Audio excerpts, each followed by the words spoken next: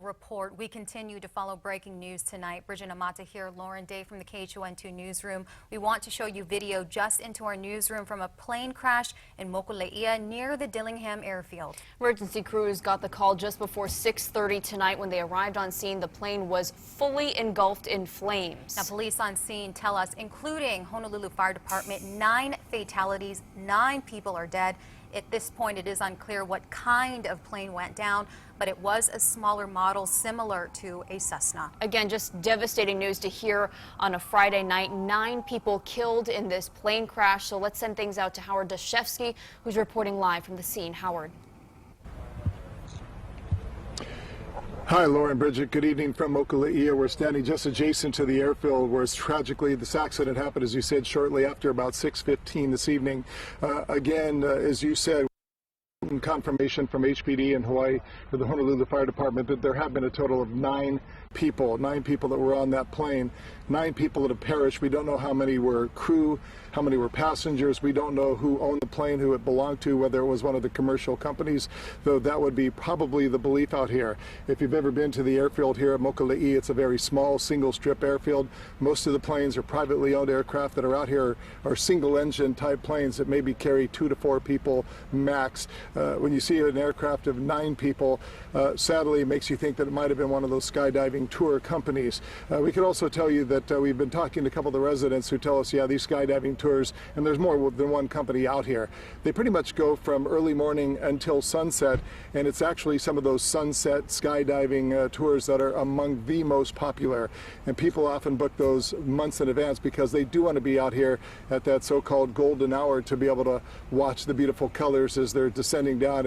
I've done it before. I've skydived from a airplane that took off and landed at this very airfield, and it's something that's very spectacular. I want to bring in our Sam Spangler because Sam has been out here, and you've had an opportunity, Sam, to talk to a couple of the people out here. I know Fire Chief Nevis was out here. He spoke to some of the people. We arrived right after that, but you watched some cell phone video of some of the people that were out here, and they actually taped the fire chief. What else was he able to add, if anything? So Chief was able to add that the first engine on scene was able to extinguish the fire, which we weren't sure if there was an ARF crew out here, an airport fire rescue crew. Mokuleia is a small Dillingham airfield, and usually it's the bigger airports in the state of Hawaii that have the state rescue crews. And that's been the kind of different thing around here is the lack of urgency from the crews getting out, and that's because of the 9 fatalities, that they're not rushing anybody out. So we did see Air 1 come and land looking for debris out there in the ocean, but yeah, a very sad scene down here. All right, Sam, thank you very much. And yeah, we were commenting that is one of kind of the sad realities, is that, you know, normally when you come to one of these scenes, there's a lot of urgency. There's sirens, there's rescue personnel and emergency personnel and equipment rushing in and out. Well, sadly, emergency personnel, fire trucks, ambulances, they're leaving empty, they're leaving quietly. And we know the reason why. This aircraft that came to rest on the fence after exploding into flames, apparently at the end of the airfield, we do know that it was charred. We do know that it exploded on impact. Again, what we don't know is who it belonged to, who were the people on board. Obviously, if it was one of those tour companies, or rather the skydiving companies, then in many cases there are a lot of tourists. We understand now that somebody's here to talk to us, Chief Nevis. And Chief, just to give you a heads up, we are live here, so thank you for joining us. And I know you made some earlier statements. If you could kind of bring us the latest information that you have now. Okay, so the fire department got the call about 6:30 this evening, and we responded. 14 fire trucks got here really quickly. Our fire truck from the Wailua station got here within minutes. There was a fire close to the fence line. We extinguished the fire. So luckily, it was because it was accessible, we could get to the fire right away. We're collecting information. It was a skydive aircraft, and right now the initial report is 9 souls that were on board, and it doesn't appear that anybody survived. The fact that these passengers were all still on board lends us to believe that this is a tragic accident that happened on takeoff or shortly after the plane was trying to gain altitude. Do you have any information about that? The fact that it didn't even leave the confines of the airfield itself? That appears to be the case, but we have witnesses that have said that the plane was inbound, so we're not sure right now, still gathering information. So right now we're turning over the scene from HFD to the state crash firefighters and awaiting the response of the FAA and give us the advice as to how we're going to handle this from this point forward. What else have you heard from witnesses? Have you been able to talk to anyone? There was some family members that were left behind, so we're trying to deal with that at the tower. So they left some family members behind, and then they took off on the flight. So there are some survivors that didn't go on the plane.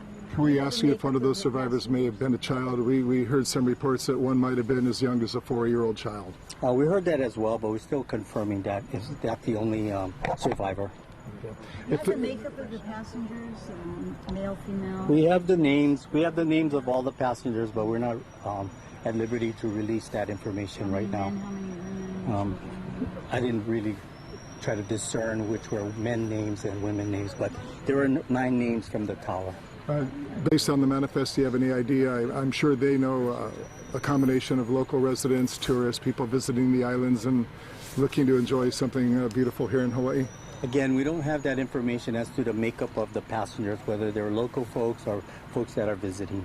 What company does the plane belong to? We're still confirming that. We have a name, but we want to verify before we release that name. Anything else that you could add? I mean, obviously, it's a horrible incident. When you look back in Hawaii, there have been few incidents in recent memory that involve this many fatalities. And even for you folks that have to respond, this is obviously horribly difficult. It is very difficult. In my 40 years as a firefighter here in Hawaii, this is the most tragic aircraft incident that we had. We had some helicopters with the military, but this is a civilian plane that went down and with that many people on board. So did you see the aircraft yourself? Could Yes. you describe how it looked and the debris field as well? Well, the debris field is not very wide, but the plane is, there's nothing left to the plane, and it's right on the fence line. So the news had some earlier clips of that. We brought them in earlier. You know how big the debris field is? It looks like about maybe 50 feet by 50 feet, not very large. Yeah, any idea when you're going to be able to provide more information, confirm what company this was and who in fact was on this aircraft? Yeah, I think, like I said, we're going to turn that over to the FAA. So right now the scene will be turned over to them, and they'll release the information as they see fit. Thank you, everybody. All right. Thank you very much. Chief Nevis of the Honolulu Fire Department, who was out here earlier, made an earlier statement, but this is the most updated statement. What we had presumed, and we didn't want to speculate fully, but what we had presumed all along is that this was in fact one of those planes carrying skydivers. We don't want to name the company because there is more than one out here, but it's a skydiving company that apparently had a full load. Now, interestingly, he said that there are some witness accounts that said the plane was inbound. If that's the case, it would lead you to believe that the plane took off, was maybe experiencing some trouble, and was perhaps in the process of landing. These are all parts of the story that obviously need to be pieced together down the road. At this point, I'm going to step out of the way, and if my cameraman can kind of follow me, thanks, Ken, because we do have personnel that are trying to get through here. We're in an area where a lot of rescue vehicles are coming through, and obviously it's a very fluid situation out here, but sadly one that lacks any urgency because, as we know, this was not a rescue operation. There was no opportunity to rescue anybody as this plane crashed into the fence at the end of the runway. As the chief puts it, 9 souls on that aircraft, and sadly all of them would perish in the crash and the subsequent fire. So we do have, just to complete the story full circle, the plane crash. It did belong to a skydiving tour company here in Hawaii.